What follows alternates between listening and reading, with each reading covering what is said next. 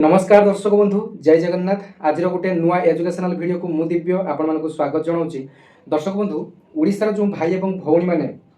4 वर्षिया BEd course अपेक्षा करते finally आपण बहुत बड़ खुशी खबर जदि आपण मैंने +2 पास करें आपण बहुत बड़ खुशी खबर। एका बेले आपण मैंने +3 सहित आपण मैंने बीएड कर सुजोग आपरे ता भी पुणी मात्र 4 वर्ष जदि आपण मैंने बीएड कर 2 वर्ष लगे जदि आपण मैंने +3 कर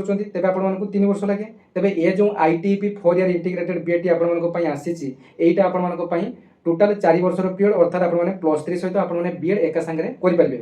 तेज सबुठ इंपोर्टाट पॉइंट जे कौ मैंने एप्लाई करेंगे इलिजिबिलिटी कौन रही बहुत सारा भाई भाई मान डाउट था पूर्व वीडियो अपलोड करी से कही किए एप्लाई करेंगे किए एप्लाई करेंगे ना तथापि बहुत सारा भाई भाई मान डाउट रही एवं से वीडियो अनेक सारा भल पाइबा आपने पाखापाखि 12,000 आपर भ्यू जाइए तेज आपरे मुझे कृतज्ञ। तेज आज वीडियो मध्य आपको ए टू जेड डिटेल्स अपडेट देवी। तेज देखो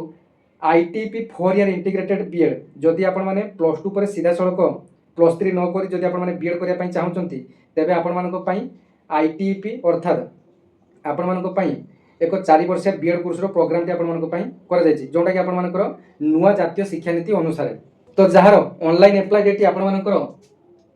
20 जून 2026 आरंभ हुई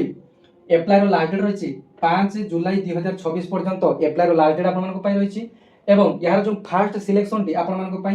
10 जुलाई आपण आसीबो एवं यार जो सेकंड सिलेक्शन टी आपण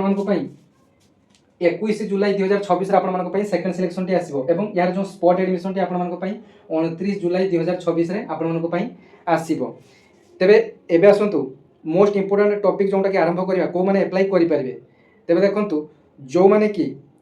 एनसीईटी एग्जाम दे सारी एनसीईटी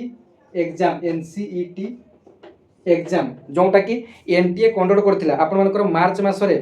सेंट्रल गवर्नमेंट तरफ सेंट्रल तरफ आपनकर एनसीईटी एक एग्जाम टी होइतिला जोटा कि एनटीए कंडक्ट करथिला नेशनल टेस्टिंग एजेंसी आपन जानिथिबे मार्च 10 तारिख पर्यंत एप्लाई टी चलीथिला।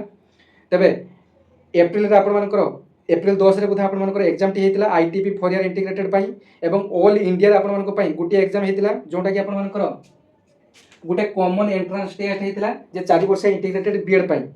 तो सेथिरे जो माने परीक्षा देइथिले सेमानकर गुटे सेमानकर रिजल्ट मध्ये आसी जायछि जदि आपनकर गुटे वैलिड स्कोर कार्ड अछि आपन माने रिजल्ट डाउनलोड कर सारा पर आपनकर गुटे स्कोर कार्ड आसीथिबो सेही स्कोर कार्ड जदि आपन माने डाउनलोड करचंती किबा आपन माने जदि एग्जाम देइथिले एनसीईटी एग्जाम देइथिले जोटा कि आपनकर पूर्व सरी जाइए ऑलरेडी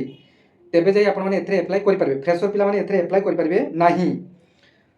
तो आपण माने जानि गले को माने एप्लाई करि परबे एवं आपण मानकर ओडिसा रो रेसिडेंट होइतिबा आवश्यक एवं आपण मानकर जदि सीबीएसई स्टूडेंट के वीडियोटी देखुथिबे तेबे आपण मानकर ओडिया मीडियम रे आपण मानकर 10 क्लास पास करथिबे आपण मानकर आवश्यक तेबे जाई आपण माने एथरे एप्लाई करिया पई एलिजिबल हेई परबे। ए वर्ष आपण मानकर प्राय तो डेट चली जाइछि नुआ शिक्षा जातीय शिक्षा नीति अनुसार आपण आसीथिला प्राय तो बहुत सारा भाई भौणी माने जानि पारि नथिले आईटीपी कोर्स कोन आईटीपी एक 4 वर्ष इंटीग्रेटेड कोर्स जोटा कि आपण पूर्व आम समय कथा मुझे कहूँ जिते मु